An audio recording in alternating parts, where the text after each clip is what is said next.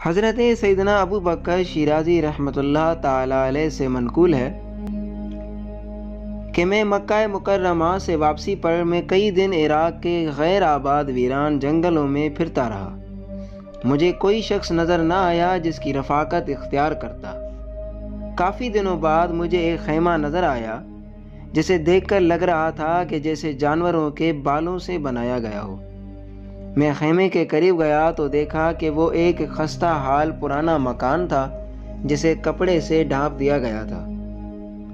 میں نے سلام کیا تو اندر سے ایک بوڑھی عورت کی آواز سنائی دی۔ اس نے مجھ سے پوچھا کہ اے ابن آدم، تم کہاں سے آ رہے ہو؟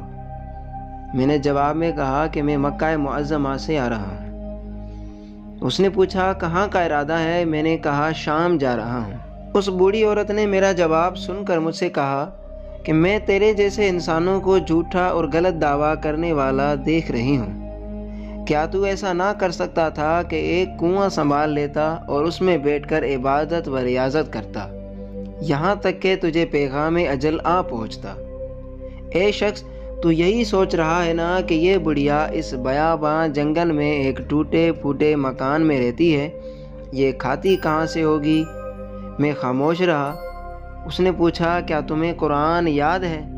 میں نے کہا الحمدللہ عز و جل مجھے قرآن یاد ہے۔ تو اس نے کہا سورہ فرقان کی آخری آیات پڑھو۔ میں نے جیسے ہی تلاوت شروع کی وہ چیخنے لگی اور غش کھا کر گر پڑی۔ کافی دیر بعد رات گئے افاقہ ہوا تو وہی آیات پڑھتی رہی اور شدید آہ وزاری کرتی رہی۔ دوبارہ مجھے وہی آیات پڑھنے کو کہا۔ میں نے تلاوت کی تو پہلے کی طرح پھر بے ہوش ہو کر گر پڑی۔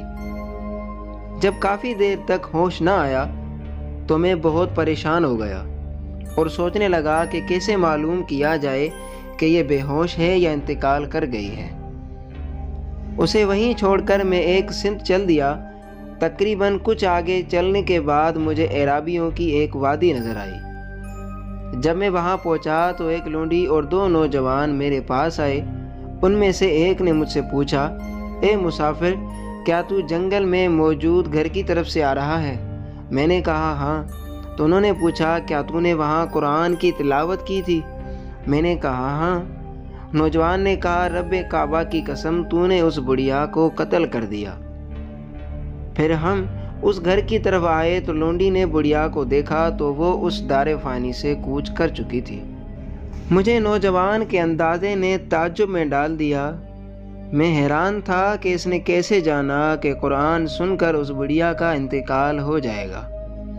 میں نے لونڈی سے پوچھا یہ نوجوان کون ہے اور اس بڑھیا سے اس کا کیا رشتہ تھا؟ اس نے کہا یہ خوددار سیدہ بڑھیا ان کی بہن تھی۔ 30 سال سے اس نے کسی انسان سے گفتگو نہ کی، بھوکی پیاسی اس جنگل میں عبادت الہی میں مشغول رہتی تھی۔ 3 دن بعد تھوڑا سا پانی پی کر اور تھوڑا سا کھانا کھا کر گزارا کرتی، یہاں تک کہ آج اپنے خالق حقیقی سے جا ملی ہے۔ عزیزان محترم، پہلے کی اسلامی بہنوں میں عبادت الہی عز و جل کا کیسا جذبہ ہوا کرتا تھا۔ انہیں قرآن کی محبت و تلاوت، عبادت کا ذوق اور مجاہدات کی طرف رغبت اور اعمال صالحہ پر استقامت جیسی بیش بہا نعمتیں حاصل تھیں۔ ان تمام امور کے حصول کے ذریعے ہی کہ نیکوں کی صحبت اختیار کی جائے اور ایسا ماحول اپنایا جائے جس میں ہر دم قرآن و سنت کی باتیں سیکھی اور سکھائی جاتی ہیں۔ عزیزان محترم، اگر آپ کو ہماری یہ ویڈیو بہت پسند آئی ہے تو ہماری حوصلہ افزائی کے لیے ہمارے اس ویڈیو کو لائک ضرور کیجیے گا، اور اگر آپ ہمارے چینل پر نئے ہیں تو ہمارے اس چینل کو لازمی سبسکرائب کیجیے گا۔